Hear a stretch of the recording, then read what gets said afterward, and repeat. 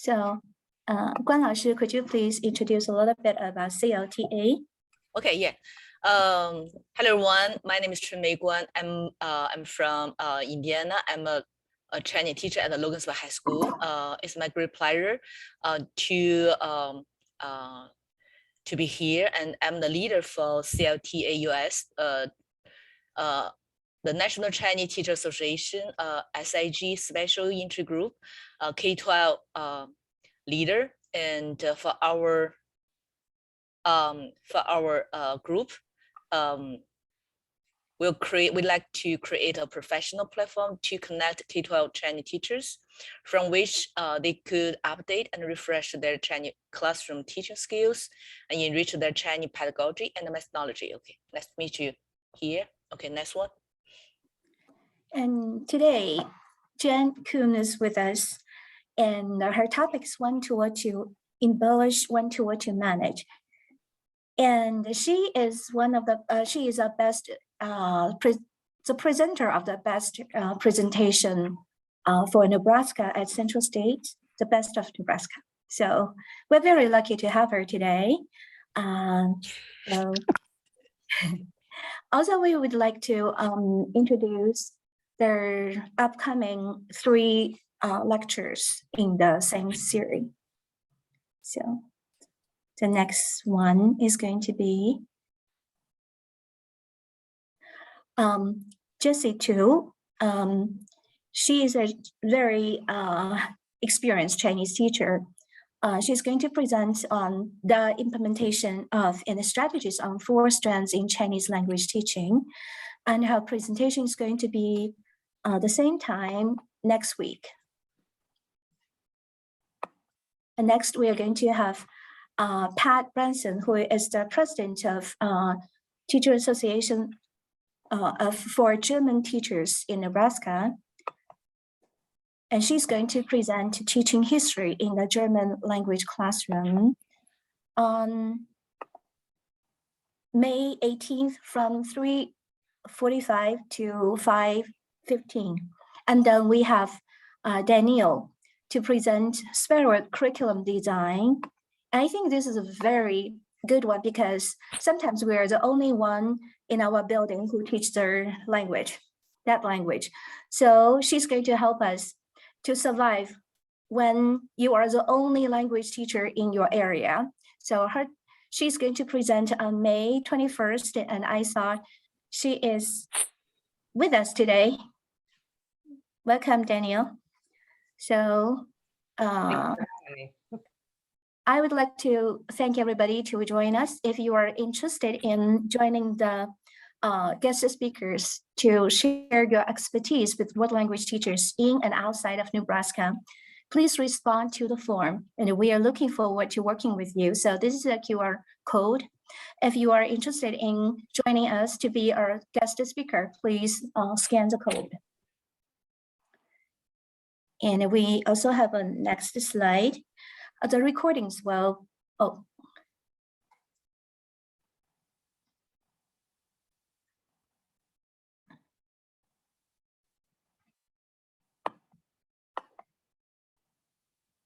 Give me a second. Yeah. So did you send me the slides? Oh, just the last one. The last slide. Yeah, it is on there. Yeah. Okay. Oh, the slide. This one? Is this one? No, the previous one. Oh. It just keep going. All right. This one? Yes. The recordings will be ready on this web page in a week. So if you want a recording of this this webinar, you can check on this website, scan the QR code and check. It will be ready in a week. Thank you. That's all I have to share. Let's welcome Jen. Could you please share your screen, Jen? Okay, let's do the poll first. Yeah. We'll launch that and then I'll share my screen after. Okay. So good morning, everyone. If you could take just a couple of seconds, give me an idea of your level of experience with Canva and Google Forms. Those are the two programs that we will be using today. And while you're doing that, I can tell you a little bit about myself. I taught Spanish, library technology, and English for 24 years in Wallace, which is a tiny little town out in western Nebraska. Then I worked for 10 years at ESU 16, which is in Ogallala and North Platte. And I retired, but I still work with language teachers through the service unit. And this presentation grew out of working with an amazing teacher, Kathy DeMood, in Hershey, Nebraska. And we did present it at NILA, and then were selected to be the best of Nebraska at Central States. For today, since this is a little bit different format and a shorter time period, I have cut the presentation down to just two programs, the use of Canva and the use of Google Forms. Okay. That's kind of the answers that I was expecting. So thank you very much. And Crystal, I think you can end the poll. I've got a good idea of what we're seeing here.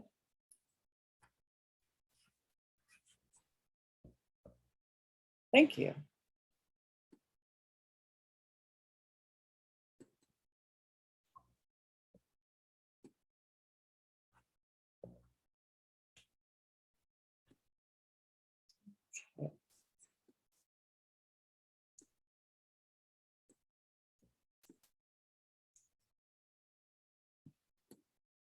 Get my screens arranged so I can see everything today. Thought I was ready, but okay.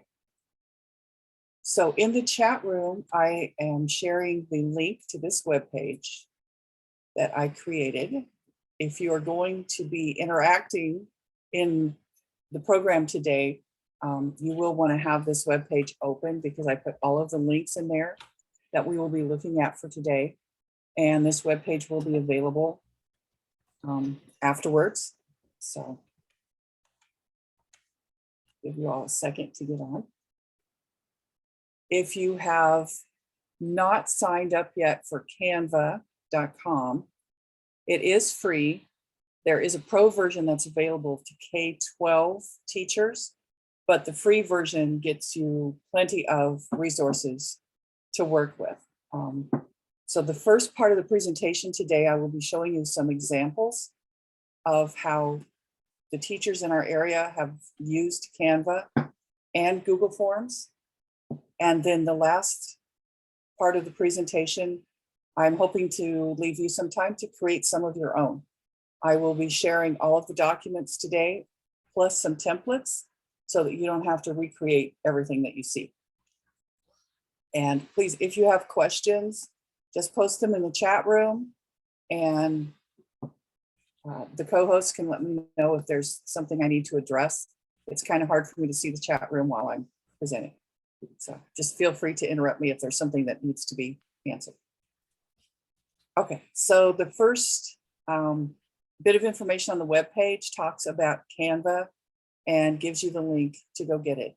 To get the free pro version, you do need to fill out a form, and they need to approve that you are actually a K-12 teacher.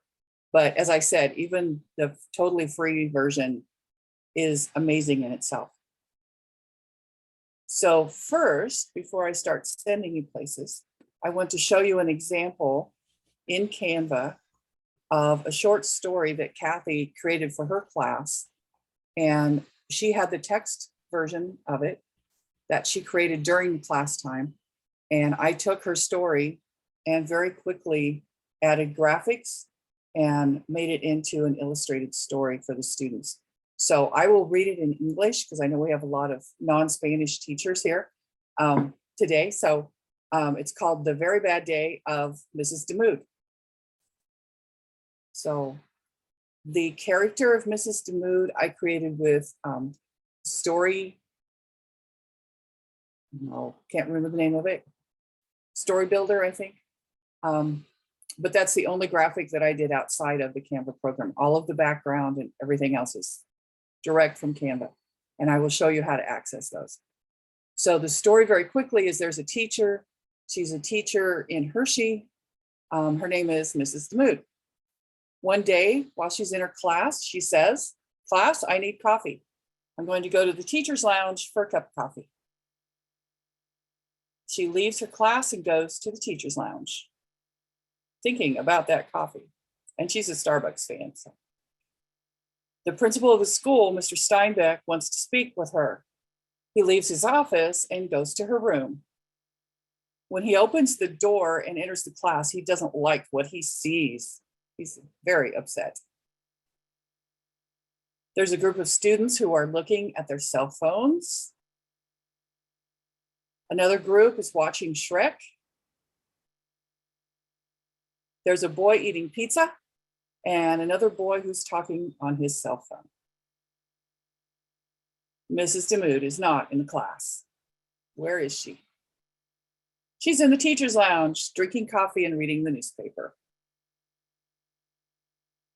Steinbeck is furious. He searches for Demuth, but he doesn't see her. After school, he goes back to her class and tells her, "You are no longer working here. No more. Goodbye." Mrs. Demuth cries and leaves. Now, Mrs. Demuth is working at Starbucks and she likes it a lot. She likes it because she likes to drink coffee and coffee smells good. So keep in mind that what I'm showing you today is for a very basic level of language learning. So lots of repetition and very basic vocabulary. But that also makes it easier for me to present because when I'm doing technology, my Spanish tends to flee. So all of these illustrations very easily done. Okay, and probably took me about half an hour, but makes the story more accessible to students with the graphics that support the meaning of the words. So now that you know the basic story, I'd like you from the webpage to find the link called El Día Malo, the bad day, Google Form student version, and click on that. Because you're going to be my students for a minute here. I'll give you a minute to get there. It should look something like this. I'm in the teacher's version, so you won't have all the extra tools. And this is just a really short example of how we might manage students. These forms worked really well when we were out for COVID, and we have couple of teachers now who are actually still teaching by distance learning. It's something big in Nebraska that we do. So we have Mariah, who is actually Kathy's daughter, and she is teaching from her home school in Hershey to 3 other schools in Western Nebraska all day long. And so this is one way that she uses to manage her students, to check their comprehension and to keep them engaged as she's telling a story or illustrating a story. So after the lesson, then they need to open this form, and I'm going to have you guys go ahead and fill it out. And I'll go through each one, and you can work ahead if you wish. Just be sure to submit at the end. Okay, so last name, you can lie to me. I don't care. I just want to show you how this is going to look when you look at the results. Pick any class.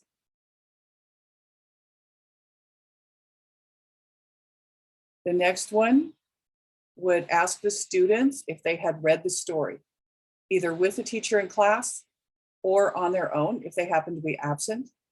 And the link to the story is right at the top. And the checkbox that they have to check says, "I read the story."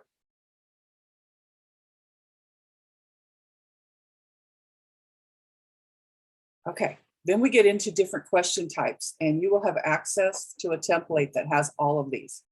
As I said, I did a very short version, so a real form might have 3 or 4 true false questions. It depends. As a quick aside, there is an add-on for Google Chrome called Mote, M-O-T-E, that allows you to add short audio versions. So if I were sharing this with students who I wasn't in contact with, it wasn't live, I could add, please forgive my Spanish pronunciation or errors, but by the students clicking this little button, La señora Damoud es una profesora. they get the statement that they need to either agree with or disagree. So true or false. So if I were in the class with the students, I would just come up with a statement. This is what makes it so good for on the fly kind of thing. So I may not know before class starts where the story is going. So if I leave this open without the statement already there, I can change it as we go. Good idea, bad idea. So students have to decide whether these statements, these actions were good or bad. So Professor Damoud went to the teacher's lounge. A student eats pizza in class. And Senora Damoud works at Starbucks. And I generally think of those as almost yes, no questions, but I guess there could be a student who thinks it's a good idea to eat pizza in class. So have to adjust for that. Here's another question form at the beginning, the middle, and the end. Again, I could just give this to the class live.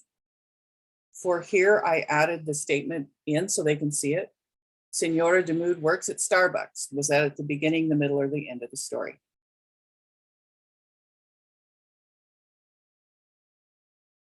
And we've talked a lot about having students reflect. Since these are very beginning, they would answer in English. What did you learn or notice in today's reading? This is kind of open-ended because they could tell me something that they understood in the story. Like Senora Damoud wasn't very smart when she went to the teacher's lounge and left us alone. Or they might notice something about the grammar or how the language is expressed. It may be a bit early in the year for them to do that, but there's always one or two kids who seem to notice that. Okay, so at the end, make sure you push the submit button. And now I'll show you what the responses look like. And I only have 2 responses, so I'm going to wait a little bit, see if I can get somebody else to respond. The more, the better.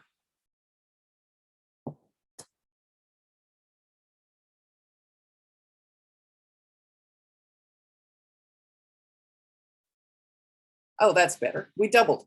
Okay. Okay, so when I first look at the responses tab, very quickly, it shows me how many. Yes. It gives me everyone's last name. You could ask for their first name. Oh, everybody's in Spanish 1 today. Very good. Okay. I've got the affirmation that they all read the story. And I can look at each question here in charts and graphs. But what I found really valuable instead is to create a spreadsheet, and it does this automatically.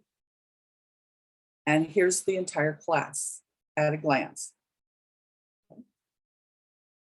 So a couple of hints about forms. Those of you who've been using forms probably already know this, but you can increase or decrease the width of a column.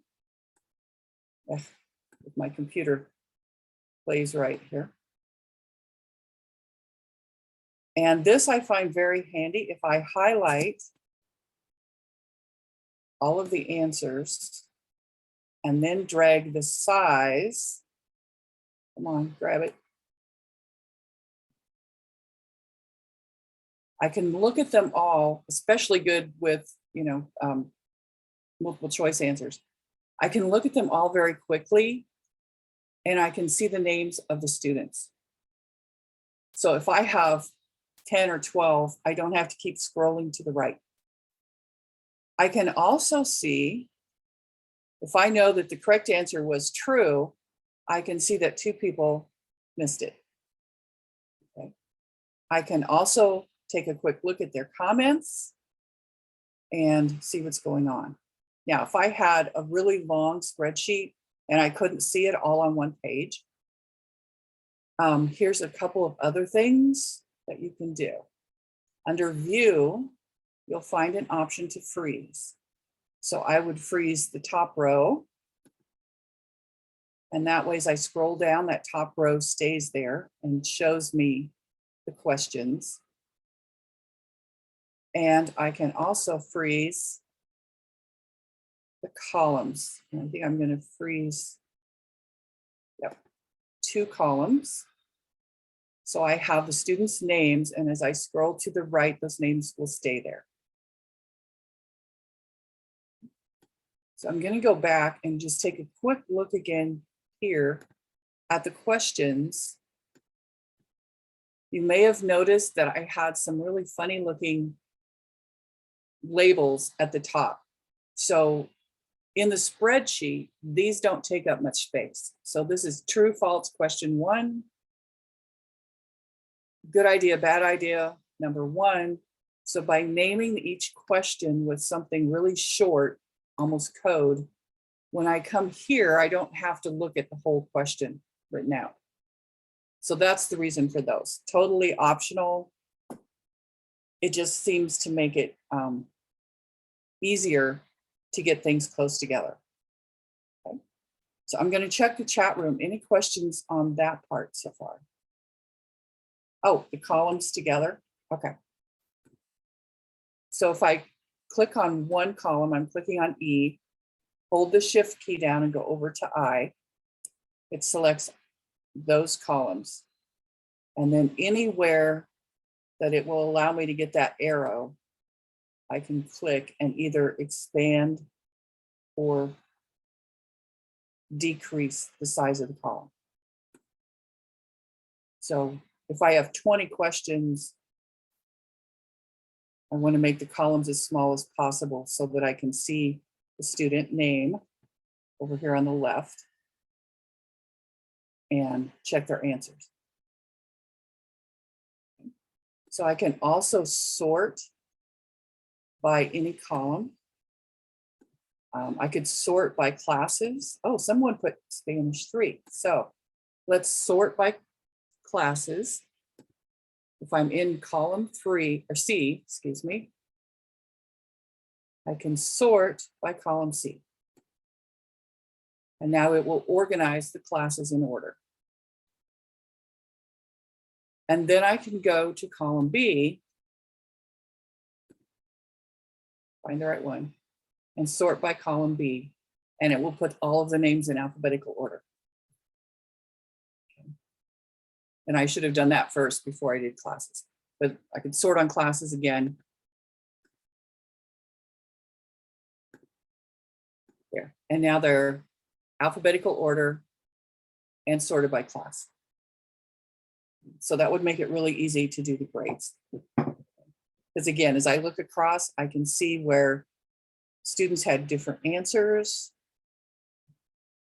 And, you know, if it, especially if it's true, false, or ABC multiple choice, it's really easy to see that, you know, 9 out of 10 got it right, but one person missed it. So I don't have to grade every single person. Any other questions? No? Okay. So here's another example of very basic beginning. So the group of teachers in ESU 16 has been working on a website for resources for distance language teachers. And we're putting together resources that they can use since they'll be online. So this is in Canva, just another quick look. It's presentation style, so kind of like PowerPoint. And a lot of the design is already done. For this one, I included 4 short videos with students from other countries. So this little video will open up and play from YouTube. And it's about a young girl in 2nd grade called Genesis. And we have Allison. And this is something I could share with students and ask them to watch 1 or 2, or I can show them in class and then ask questions. So that might be our beginning reading for the day. Here's some information about students in other countries. Then if I wanted to take a poll of my class, this is a free program in Google called Jamboard. And I could do a quick little sticky note poll to find out what my students' favorite classes are. So I added the names of the classes: science, history, math, English. And then students grab little sticky notes and they vote. If their language at this point doesn't allow them to say something like, I like science because, they can just put their name by the class that they like. And in Jamboard, all they have to do is come to the left where it says sticky note. It'll pop up a sticky note, and I'll make this one pink. I type my name, save it, cancel, and then I can move this wherever I want. Definitely math is not my favorite. Okay. Okay. So as the teacher, now I can see, and this can turn into a discussion. So I might ask someone, you know, Joe, why is English your favorite class? And this would be in the target language. And Joe might tell me he likes English because he likes to read. Or he likes the teacher because the teacher is funny. And we could have this whole discussion going about why these students like particular classes or experiences they've had in them, depending on their language expertise. From this information, which should be engaging to students because we're talking about them, right? We would go to Canva and I would project this on the screen and we'd write something about our favorite classes. So somebody in the chat room, or unmute yourself, tell me something your students might tell you about their favorite class, or tell me about your favorite class.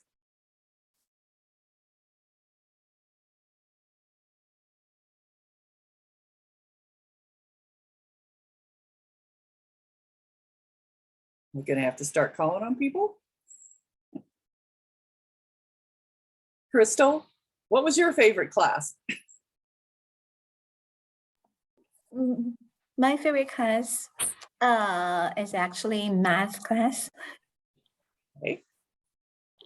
So over on the left, I'll do that again. Over on the left, there's all of these tools. So I grab the text tool, grab the size I want, and now I can type.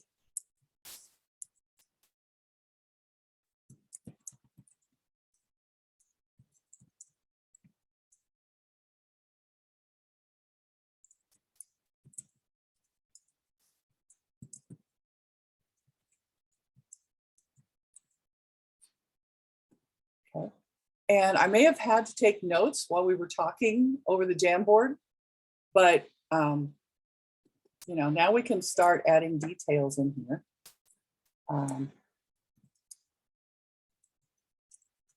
Hard for me to talk and type at the same time. But we might also get into, you know, Crystal likes math because, Crystal, give me some funny idea. Why? Because I like numbers. Oh, very good. Okay. So, as you saw in the story about Kathy, okay, I'm going to get to that right now, Jess. Okay, so I have the basic story. At this point, I'm going to copy what I know about Crystal. Maybe there's just one or two students who gave you something really interesting, but I'm going to add a new page. I'm going to grab the text box, add her information in there, and then I will go back and grab the rest of it.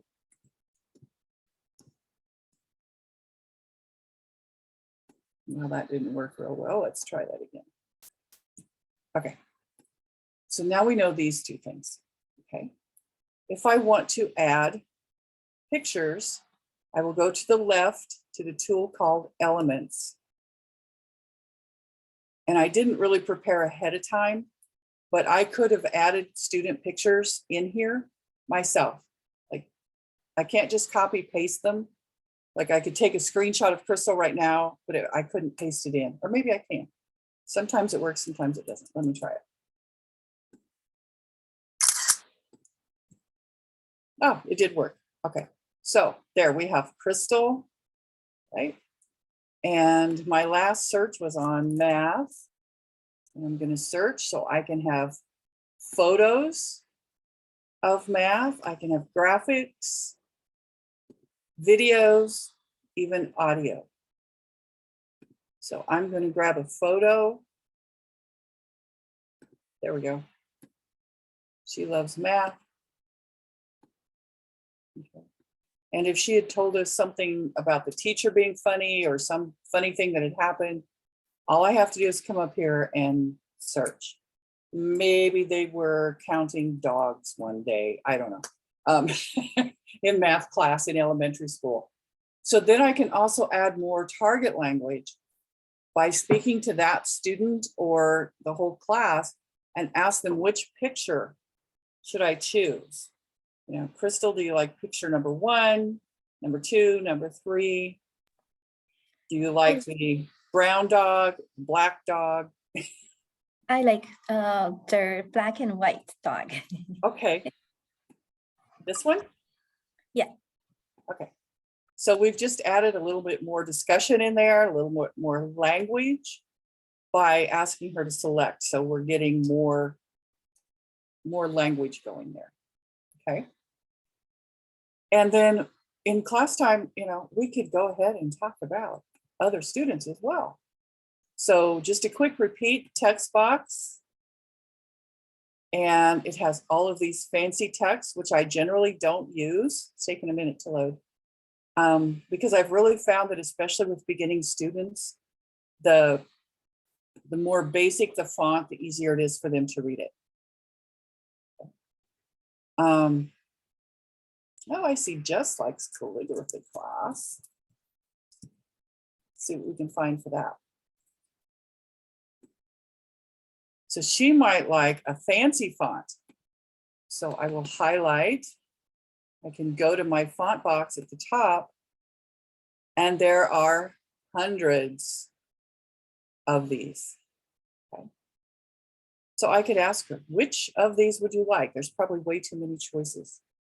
I'll just pick one. And we'll turn hers to that particular font.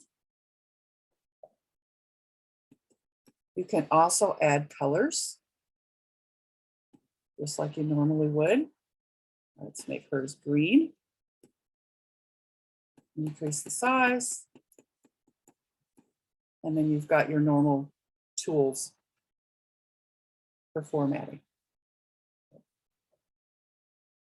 Okay, we will be coming back to Canva in a little bit, but I kind of want to show how Canva and Google Forms have let us work together on this.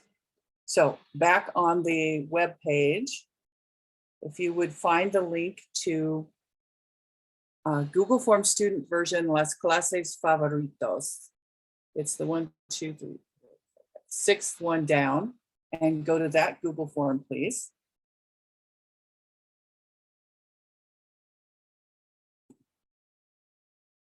So I had to fake some of this information because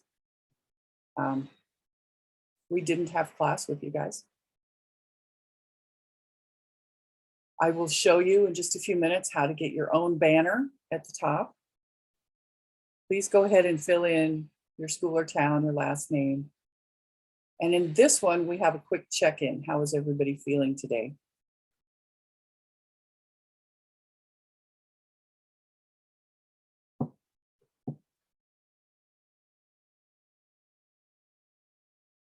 And this was actually an idea from Tina Hargaden at CI Liftoff. I took her institutes a couple of summers ago, and this was something that she had created to use in Google Forms when schools were not in person. So again, something that could be used online or in class.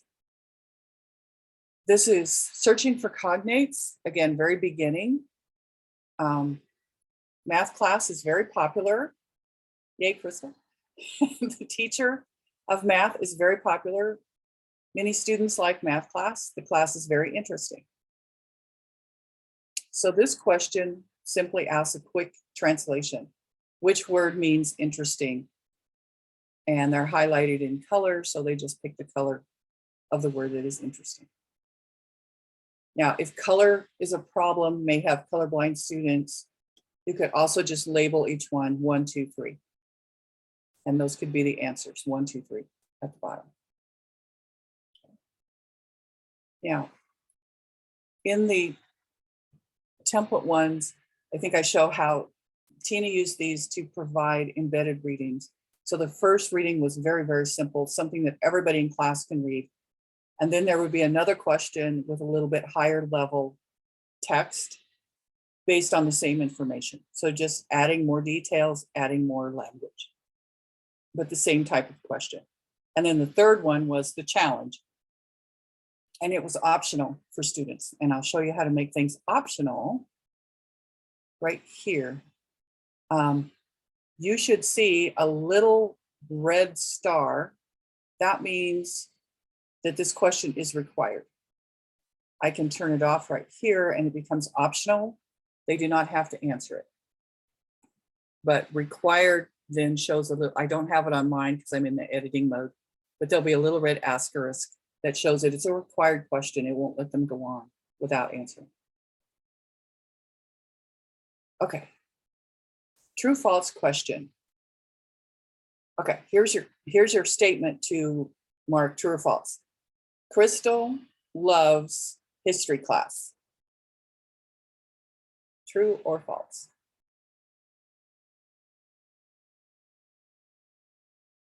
Okay. And if you're filling out the form, just check that and keep going. So finish the phrase. Many students like the class of, and that would be based on what we talked about in our Jamboard. So for here, you'll just have to guess, put in anything, doesn't matter. So those of you who are answering in the chat room, that's great. If you don't have the Google form open, if you have the Google form open, just answer there and we'll take a look at results. So this phrase, I could have given them orally if I wanted to create it on the spot, okay?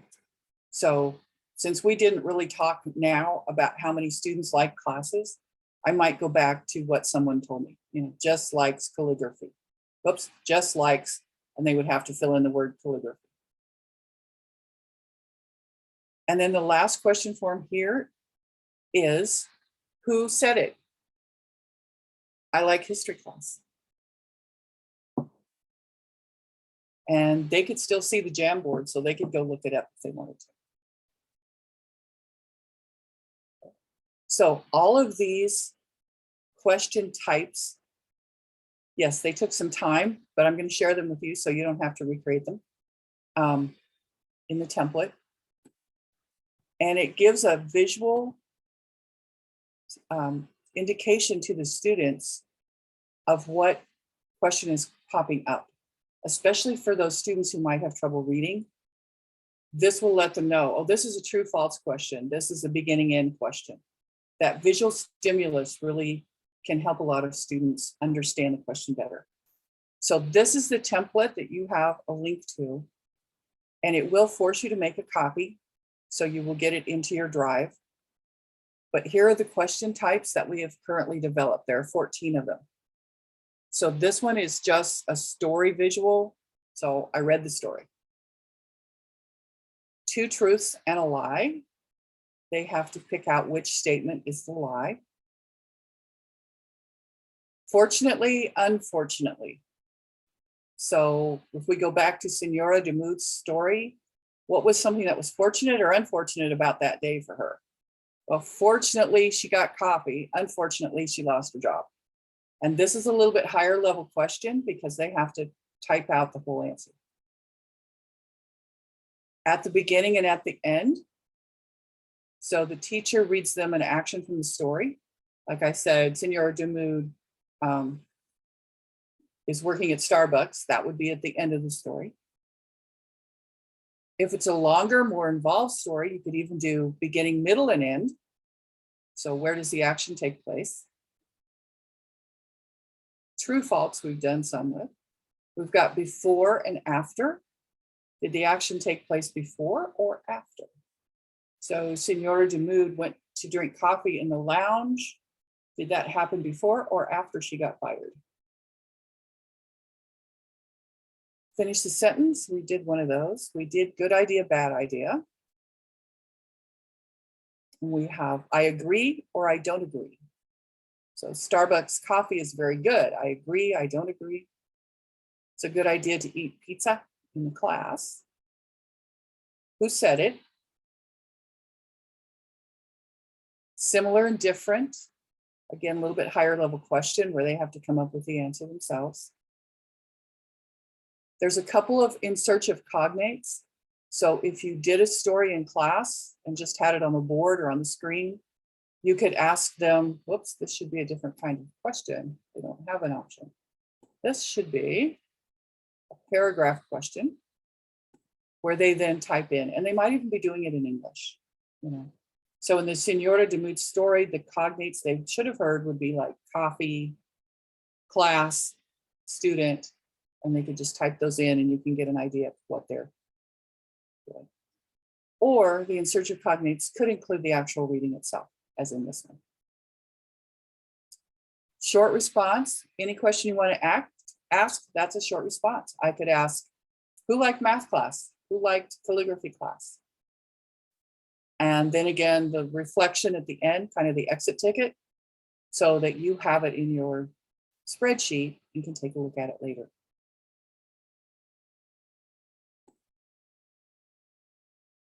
Okay, so in Canva, and I've shared this with you, if you have a Canva account, it should take you right in and you will be able to, it's a template, so it will force you to copy this into your own account.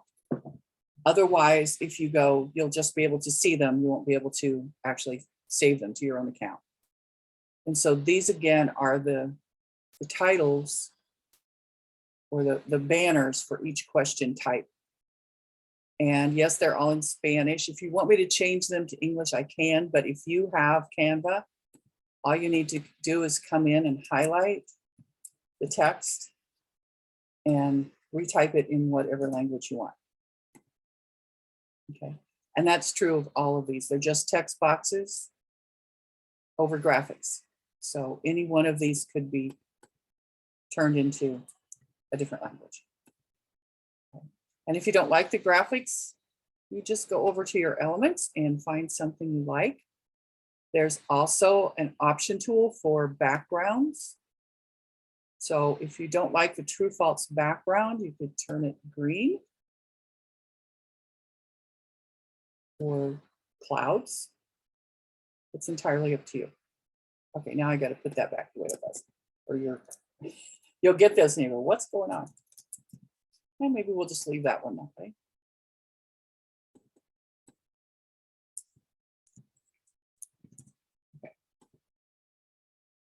Okay, questions about using names. Okay, so to get them into your Google form, you will need to first, trouble getting to stuff here. You will need to first download them, which is done through the share screen. You can share these as well. Just copy the link and send it to your other teacher friend. You can set it to edit and you can work on them together. You just both need a Canva account. To get them to Google, you will need to download them. I use Ping, but if you've created a story here, you can also download it as PDF. You can even do a video. I'm going to leave it at Ping. And in the interest of saving time, instead of downloading all 20 pages, I can select one page to download. Now, the kind of bad thing about this is that anything that you download, if you download all 20 pages or one page at a time, every single one of those is going to have the same name. In this case, the file is named Banner Graphics. And no matter what you download from this presentation, that will be the name. So you kind of have to go to your downloads folder and rename everything so that you know what they are. Otherwise, they'll just come in as banner graphics 1, banner graphics 2, etc. Okay, so once those are downloaded, then you're ready to upload them into your Google form. And I think I will just go back to this one that we were using, and I will show you how to change the banner at the top. Let me double check the chat room. See if any questions so far.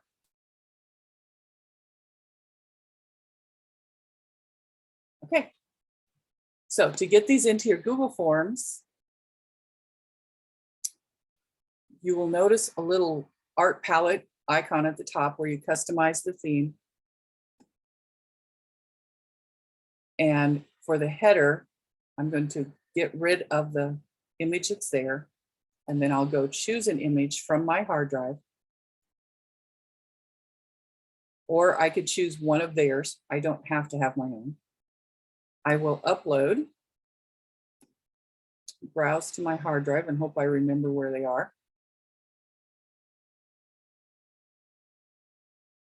Oops.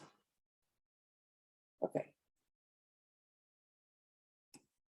And but images, no. Banner graphics. There we go. There's the Spanish one.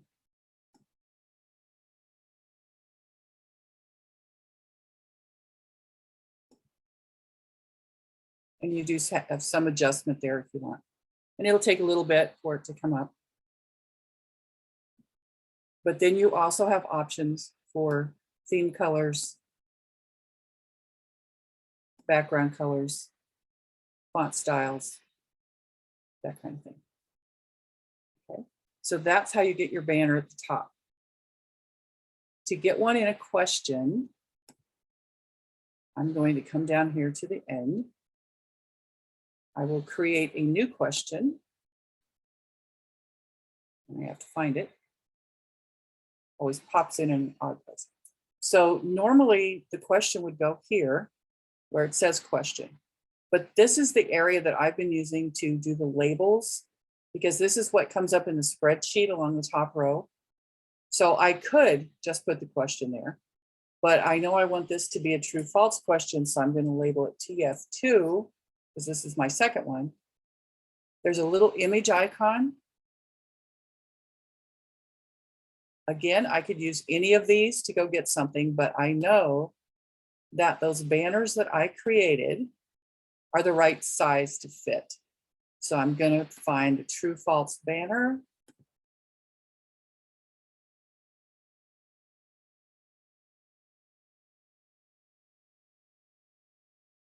And there's the graphic. I need to type in true or false. Whoops. Spell it right. Okay, but something's missing. Anybody notice what's missing? I guess if I were doing this orally, this would be fine if I were going to ask the question to the class. But yeah, the question's not there.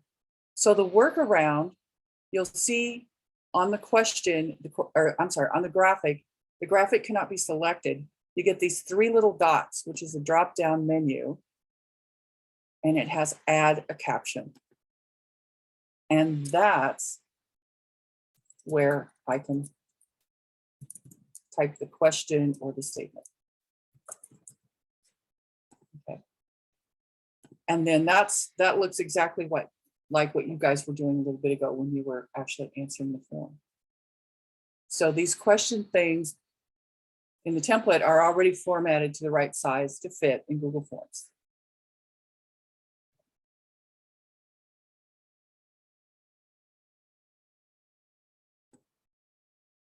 Okay, at this point, I'd like to give you guys some time to create on your own. So, and I will be here ready for questions, unless you have any questions right now. You're welcome to unmute yourselves and ask any questions you'd like. On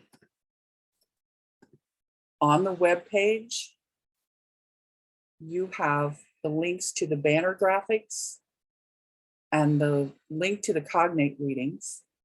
I gave you a little bit of instruction on how to do Google Forms. And then these are the question formats that we've already done. If you have more ideas, send them along to me and I'd be happy to create them for you. Question is, can it insert videos stored on Canva? Yes, it can.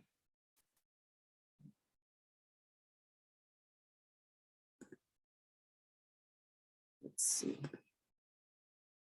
See if I can do that right now. Usually so here's some videos about dogs. I don't know which dog it's, there's one.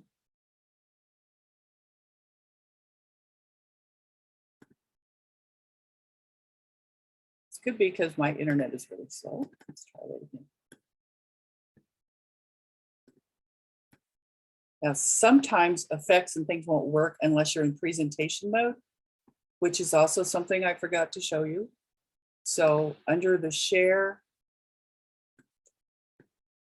scroll down, I can actually present.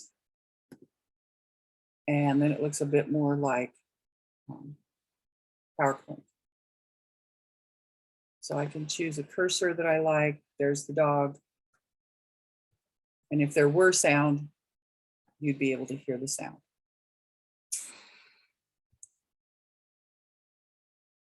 The other thing you can do if you want to provide some listening for your students is to come down to present and record under the share menu. Okay, it's not wanting to do it. Try that again.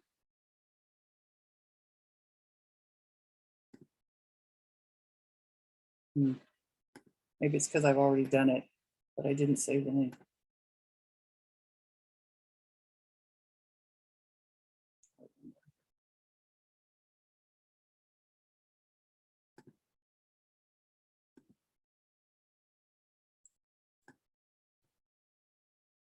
Okay. Normally, when I click on present and record, it pops up with record studio, and then it will play just like in PowerPoint. It will, you walk through your presentation while you record your voice over the top of it. And I'm not sure why it's not working right now. Present. Okay. And that's not it. Worked slick last night. Let me go back to a different one, maybe.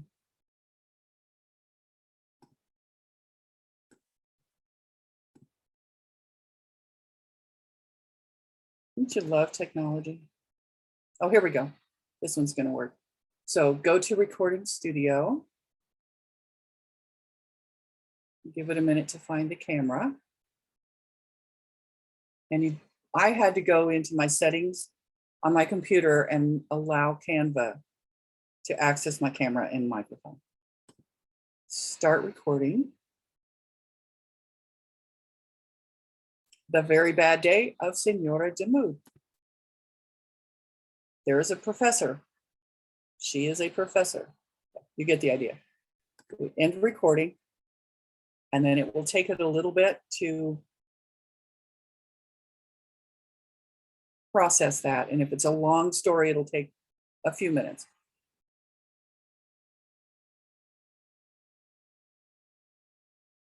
I've used this, I've tutored a friend's son, and we can't ever seem to find time to get together. So I have given him the link, I've saved it, given him the link to whatever I created for him, and then he can go in and listen whenever he wants to. So this is what we just did. The very bad day of Senora de Mood. There is a professor. She is a professor. You get the idea. Okay. Now I gotta find my way back to Zoom. So lots and lots of options. So let's give you 10 minutes or so. Go ahead and go into Canva or into Google Forms and create something for your class next week. And I will stay here and try to get this thing to stop recording. I will stay here to answer any questions you might have. Feel free to unmute and ask any questions out loud.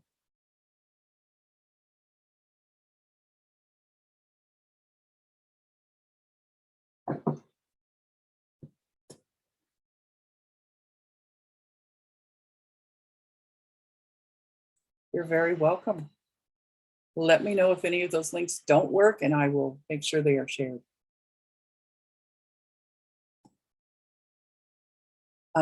You're welcome to create from scratch on your own. The templates are there just to save you a little bit of time, so you don't have to recreate everything. But if you want to create your own banners, you can always just go to the bottom of that template, do a new page, and create your own from there.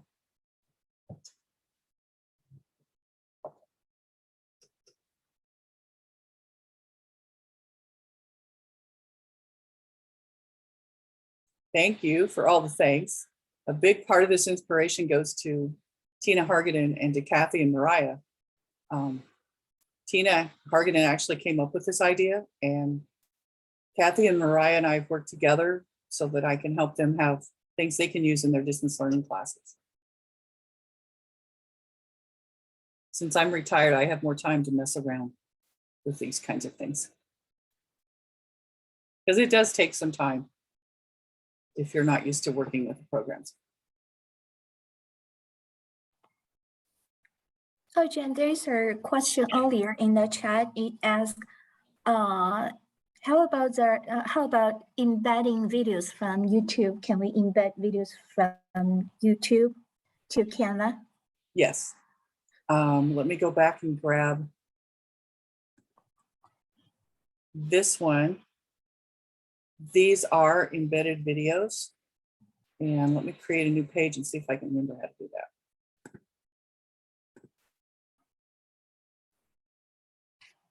Okay, so over on the left, there's a tool called Videos.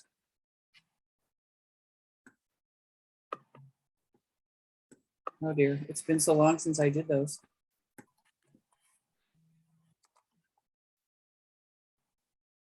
Let me try this. I believe we go to YouTube first.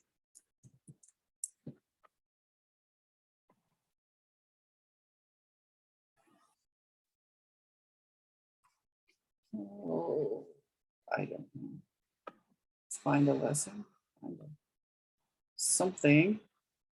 This is what takes most of my time because I'm always looking at everything. Okay, so once I'm there, I believe go to share. Copy the link.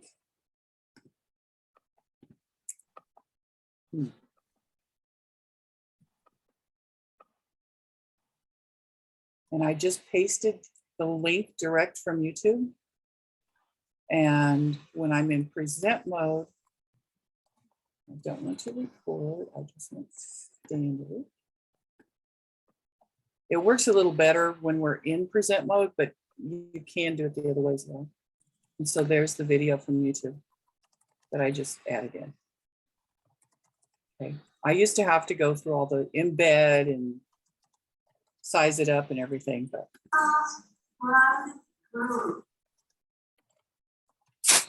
Okay, so you just go to your YouTube, click on share, copy the link, paste the link onto your document, and it's there. Canva has really been easy to work through. It's got so much that it takes forever to go through things. Just the elements page. It also is full of templates.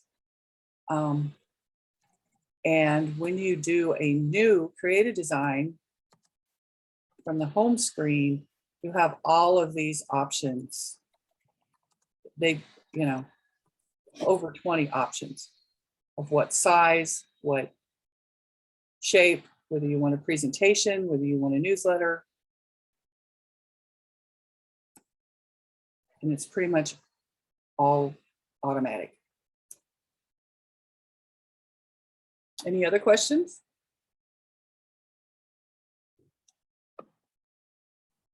I have to say their help screen is really good as well. I've had to use it a number of times. The only thing I don't like about Canva is that when you're in your document, it doesn't show you, let's actually find one here. It doesn't show you, it only shows the name up here at the top, but I can't save it somewhere else. I have to find it in my layout or in my project screen, and then use the little 3 dots to make a copy of it, and then move it to another folder. So, and that's really the only thing I don't like about it, is that it's not real easy. You know, if I want to share something with someone else, like today, I had to really search for how to make a copy. So, and then I learned how to make it as a template. So I don't have to worry about anybody changing things in it. So if you are a group of teachers, I mean, I think you could even, you can share things with your students. They will need a Canva account. And there is a big discount for schools that want their teachers and students in Canva. So students could be working together in groups. There are teams, like I have my team with other teachers, and we have things that we share with each other, and we can all work on them together. So you could do that with a group of teachers as well, and not have, you know, everybody creating their own stuff all the time. It's easy to share. Just everybody does need an account. But even with the free account, there was way more stuff than I could use.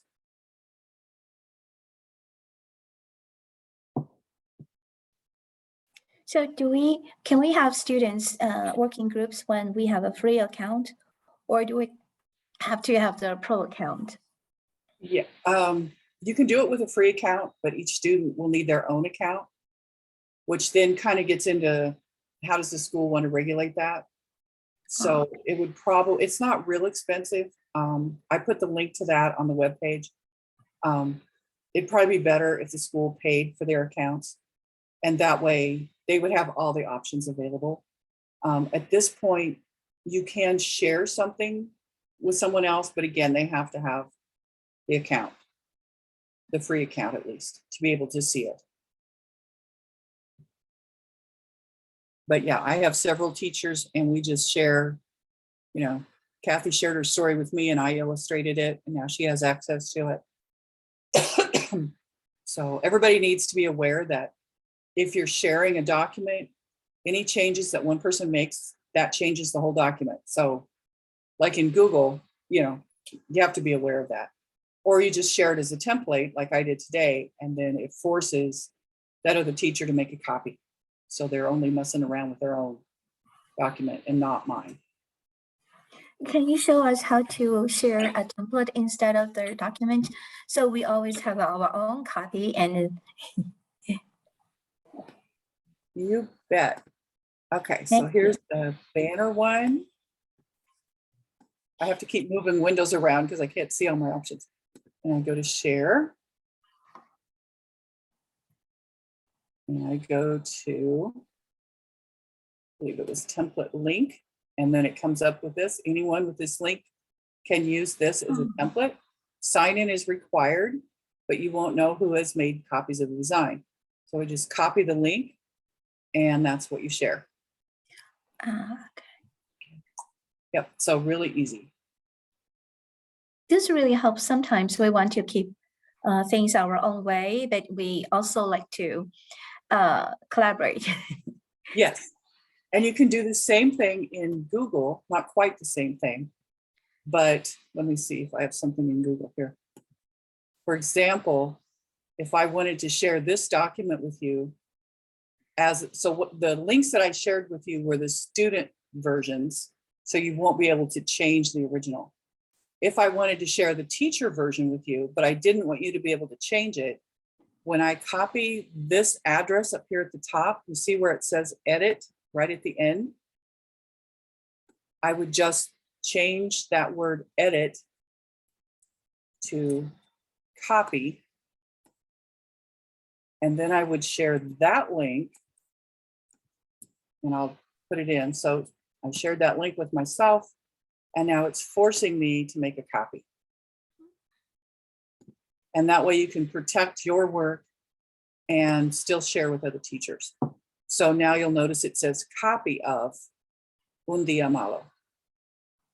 And then you'll want to make sure that it ended up in your hard drive, not still on my hard drive, but at least it's not the original document. This is cool. Yeah, and who knew changing one little word would give us that much power to keep people from messing with our stuff. Yeah.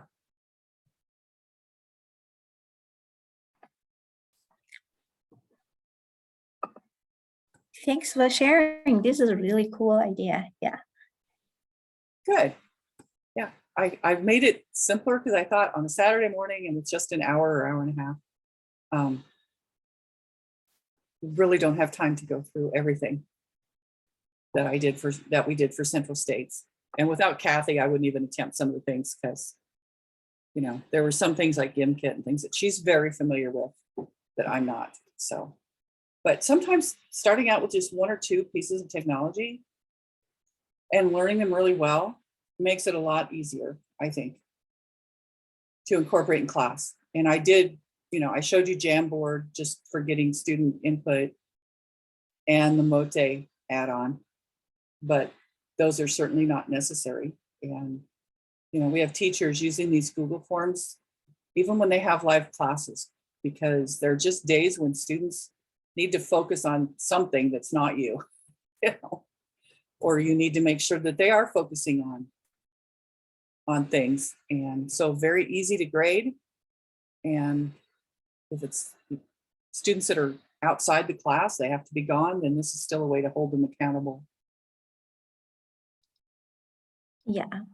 It's hard when students are not there. So we have to really create something that can keep them busy. Yeah. Yes. And by being able to share that story and making them say, you know, I read the story, because they won't be able to answer questions if they didn't. And then either typing the question or, you know, if you want them to hear it, adding your own voice, and they can play it as many times as they want. So if they don't get it the first time through. Yeah.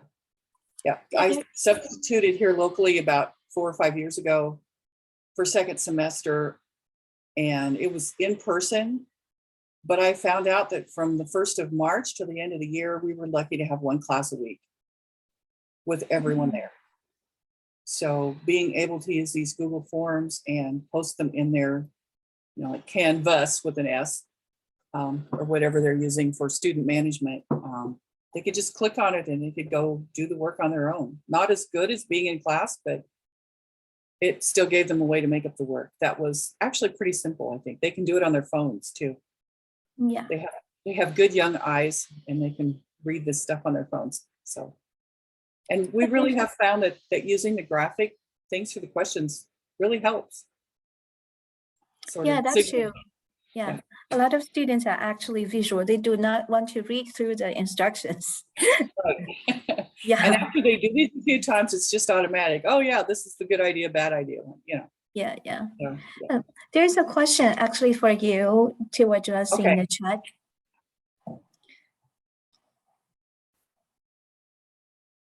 Okay. Oh, let me give you my email. I think that might be the best way. Just send me an email.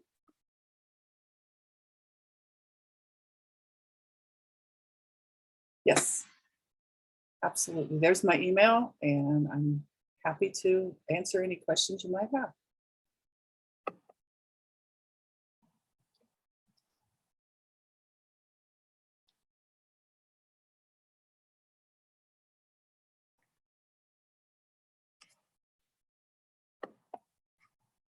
Yeah, so save yourself some time. Most of my time is taken up just browsing through all the pictures and elements and options in Canva. And if you have students, keep that in mind as well. You probably need to give them 1 whole class period just to explore.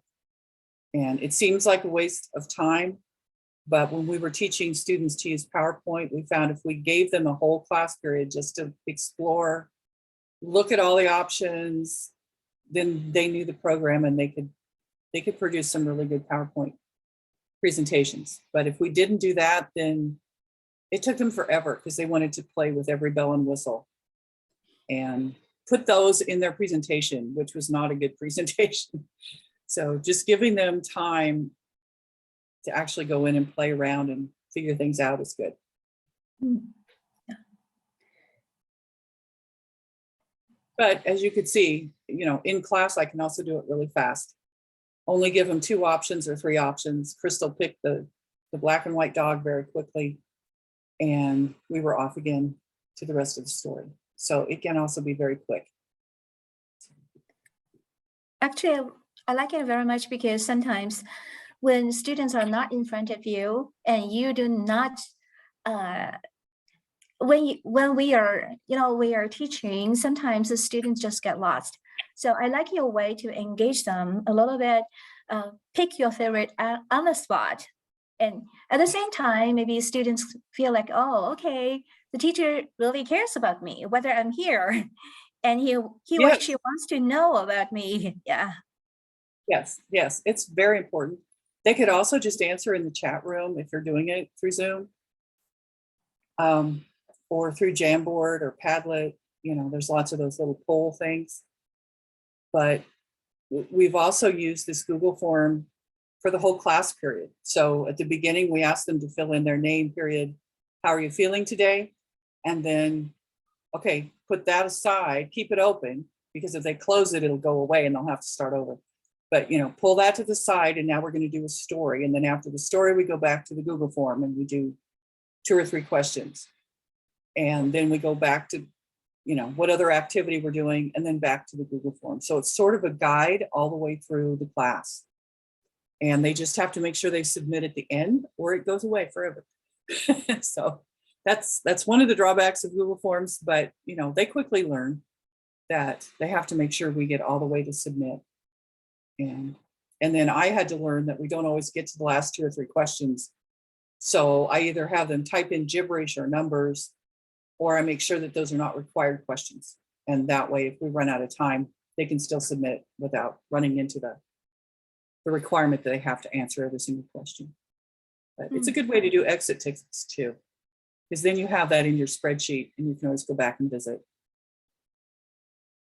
And we've used them for OWI, the one-word image, where we put the options into a Google form, give it to them the day before, and they go through and pick the options. So maybe our image is going to be, I don't know, a pencil. And, you know, so it's a big pencil, little pencil. We give them a couple options for each question. Then we've got the spreadsheet to look at the next day. And as the teacher, we decide which options we're going to use. Or maybe it's by the most popular. Most students wanted a yellow pencil, so we'll go with the yellow pencil. And we create our one-word image activity. That way, if we know we're not going to have time in class to go through it all. So Google Forms are really versatile. Yeah, yes, very good.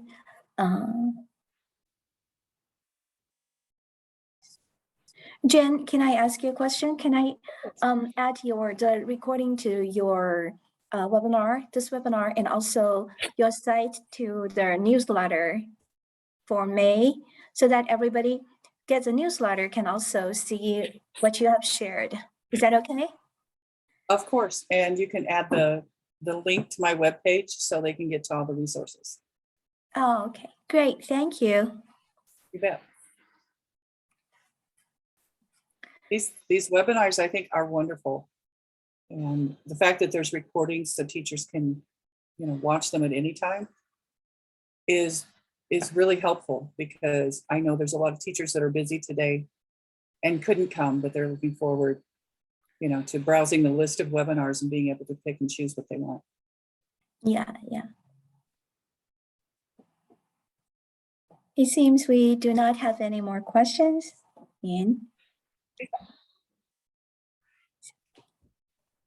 Thank you so much for the wonderful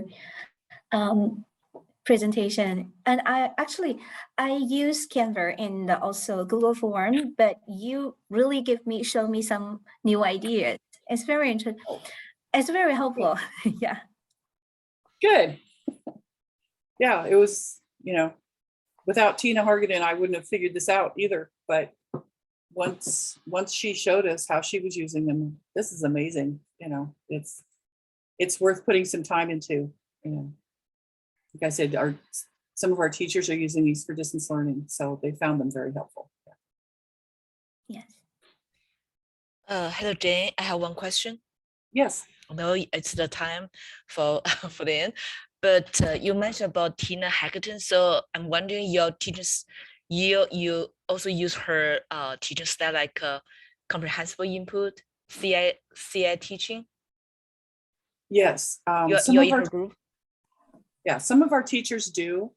I took 3 of her summer institutes a couple of summers ago online, and the teachers teach using the method, and then they teach us what they're doing. So it's amazing. It's her system is incredible, and she has a full year curriculum available for free in Teachers Pay Teachers.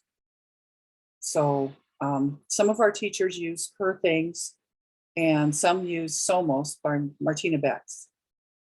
So, or a combination of the two. Yeah, we invited Tina Haggerton and Martina Bex to our Indiana fall conference. Yes. Last year we invited Martina, and 2 years ago we invited Tina Haggerton. And I was also the member of Tina's curriculum program. Yes. But figure out she shared a lot of experience and lesson plans about French and Spanish.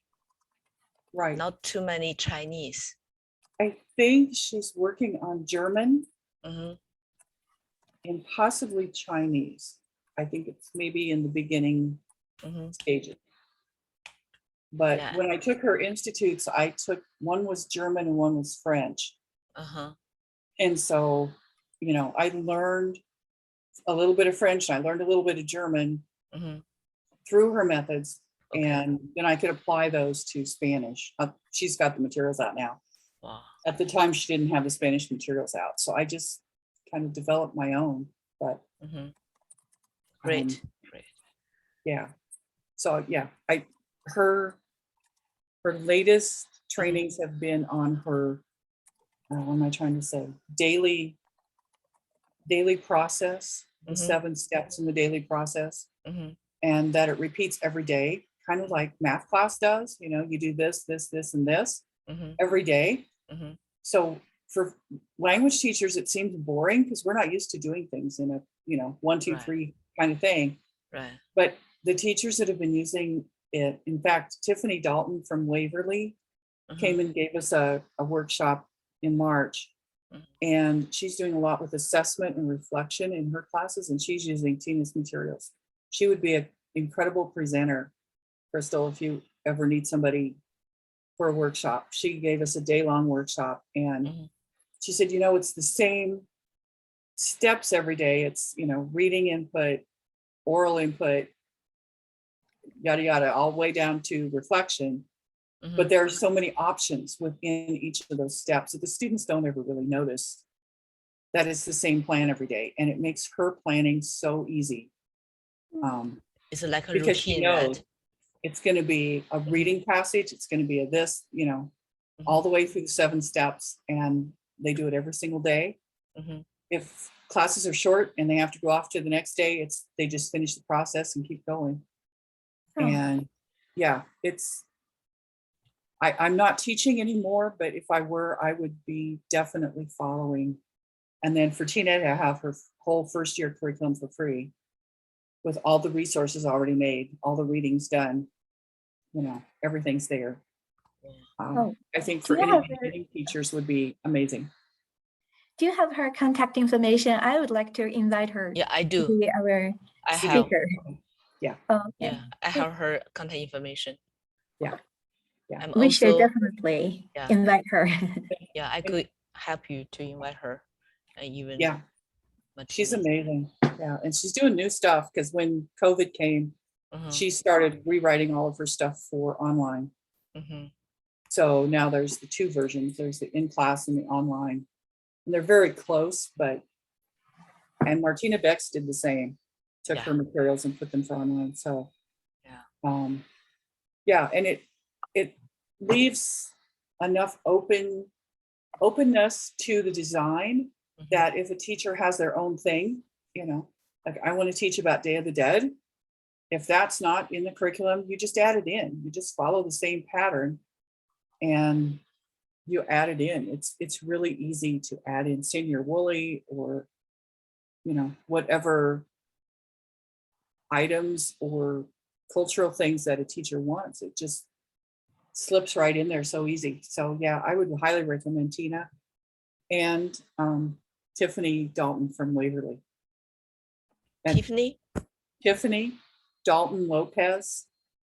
She teaches at Waverly, and she has worked with Tina for the last 3 or 4 years. She's been one of the teachers in the institutes. Yeah. So I know she invited Diego, the teacher.